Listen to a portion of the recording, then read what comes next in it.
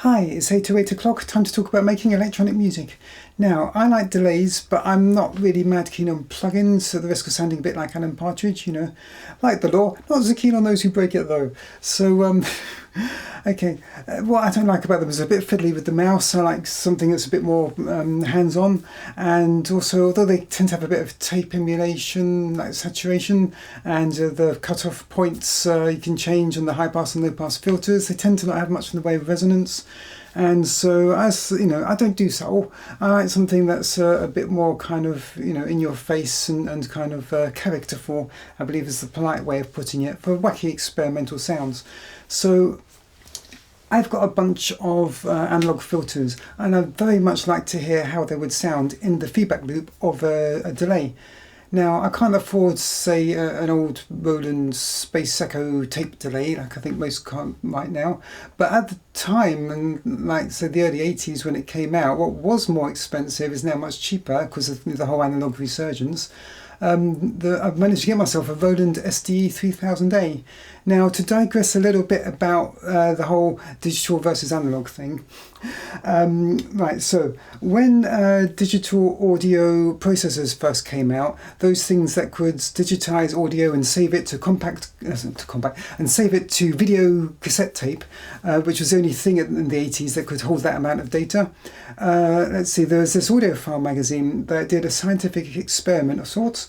It was actually pretty well done considering. It had a little box with a switch on it, and they had a record player, and so they listened to this vinyl record, and depending on the position of the switch, it would either be directly listening to the record or be digitized and then converted back to analog again, and then they listened to it. And I think they managed to somehow rig up a slight delay for the analog version as well, so they couldn't tell the difference that way. Okay. So, here's the people doing the test, and the switching back and forth, they're listening really intently. Oh, let's see. No, they can't tell the difference because it sounds the same. If you've got a signal path and it goes through a bunch of analog things and one or two digital things, about that quality, at least long play that quality, preferably CD quality, if it goes through that higher quality digital thing, you can't hear it.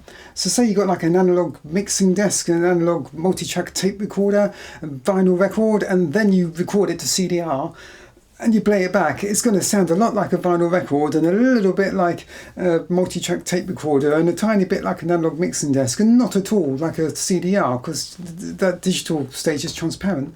So by that token, I figure it should be the same with the SDE 3000A. It's high enough quality that it's going to sound like whatever you put in the feedback loop.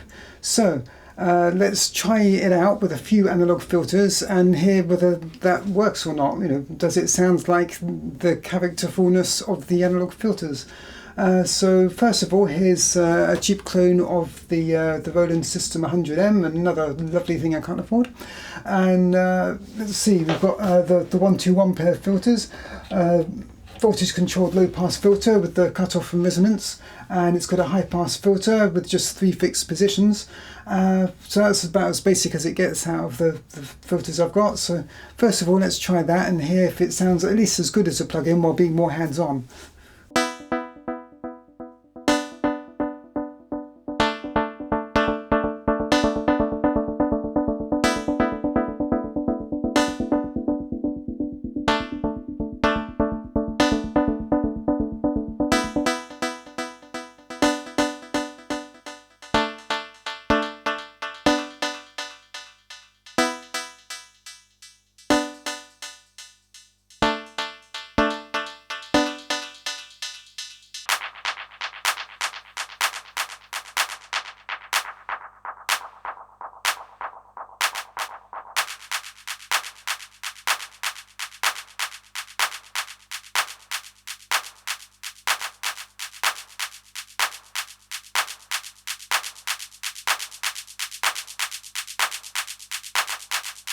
Okay, so even that didn't sound bad, it's still kind of going toe-to-toe with the plugins there. Even the humble fixed high-pass filter sounded pretty decent. To my ears, that sounded kind of, reminiscent of the delays you get in, say, reggae and dub, King Tubby, all those people, and artists they influence, like, say, Left Field.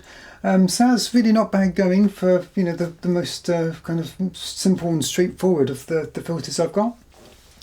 Next up, let's try another cheap clone by the same nameless company, this time of the Korg MS-20. That's right, it's my Dorg synthesizer. Now this one has some especially kind of gnarly, twisted, grungy, interesting, characterful sounding high pass and low pass filters. So let's give that a listen and hear what we can come up with that one.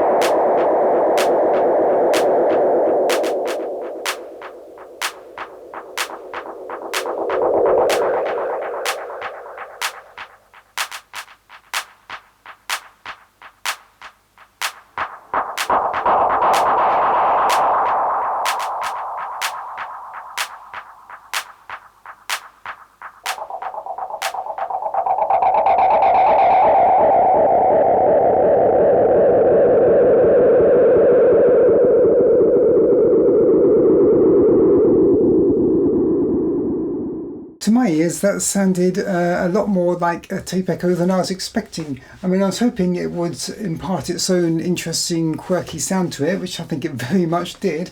But it actually sounded, to my ears at least, kind of reminiscent of the ending of Radiohead's Comma Police, just that kind of it just completely turns to mush.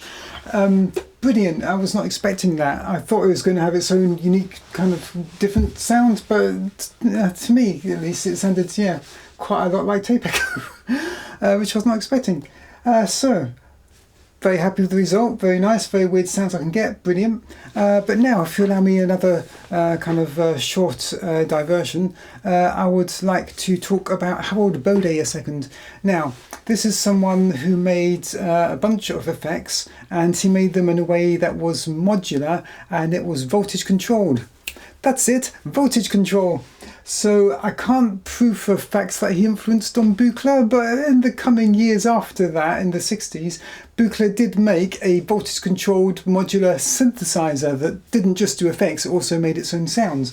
And I do know for a fact from the correspondence that another person he influenced was Bob Moog, who also made in the 60s a modular synthesizer using voltage control.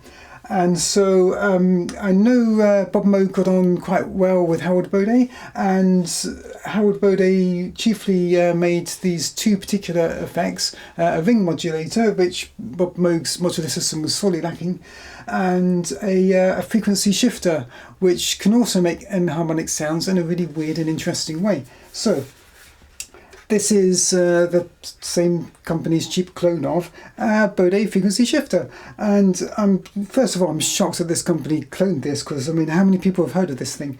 So what this does is, okay, very quickly, the way sound works, you can think of a waveform as being made up of a bunch of sine waves of different frequencies.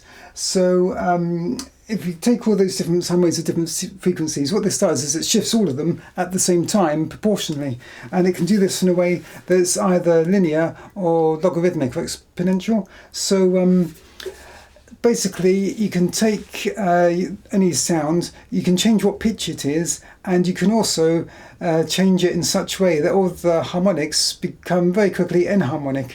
So it just gets weirder and weirder, more alien sounding as it goes. So I figure putting one of these bad boys in the feedback loop should sound interesting, you know. It'll either get higher and higher and higher with each iteration of the loop, or it'll get lower and lower and lower. And either way, you know, that should sound kind of interesting. So as a kind of weird wild card, let's hear what that sounds like.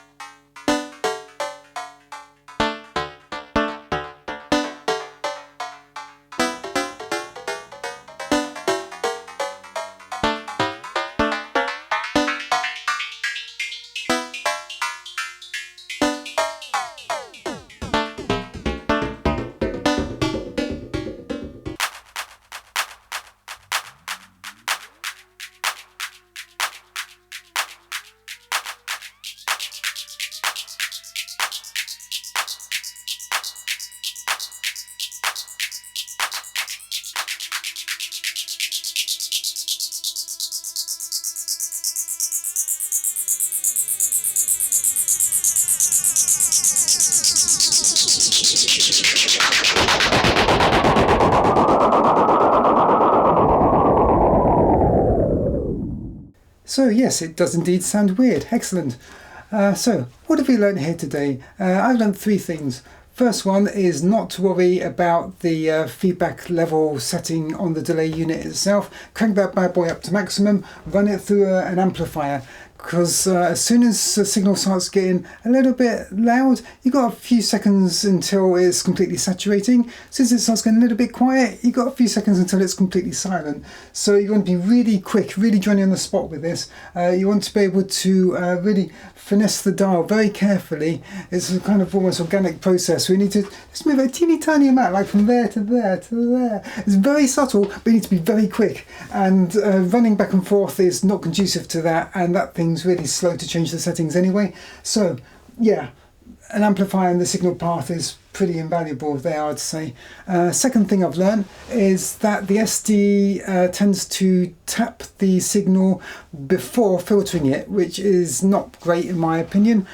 Usually Roland's engineers like the best, but it's not the best decision in my opinion, because you get the delayed signal back the first iteration unfiltered, then the first filtered version, second, third, fourth.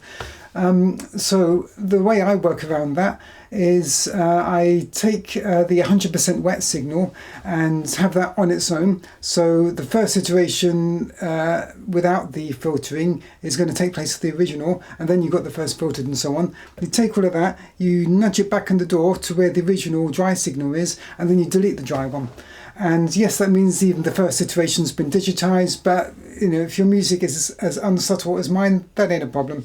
So that's the second thing I've learned. Third thing is that basically my initial hypothesis was correct. You've got an analog filter with bags of character, you've got a high quality digital, in this case delay, but any kind of digitization of the signal and back to analog again, that's invisible. You're not going to notice it if it's high quality enough, and that is. So all you hear is the analog filter with bags of character. Brilliant. So especially with the MS-20, that to me sounds a lot more like a tape echo than I was expecting. Certainly sounds gnarly and interesting and weird, and you get to come up with this kind of very organic sounding thing where you're just kind of riding it just right, and you get weird sound. I do not get that with the plugin. The plugin's more like, okay, it sounds like a delay. I'm not getting the kind of, it's a completely different kind of a thing. So yeah, I do recommend, having a delay that lets you splice analog filters in, and a digital one is clearly good enough. If the filter's analog, it sounds analog. So, if that's important to you, you have my blessing there. That is going to sound quite, gnarly still if you want it to. And I like to think I've proven that today. So there we go. Thank you for watching this all the way through to the end. You're pretty hardcore. Thank you very much to my sponsors for sponsoring this. Please consider joining them.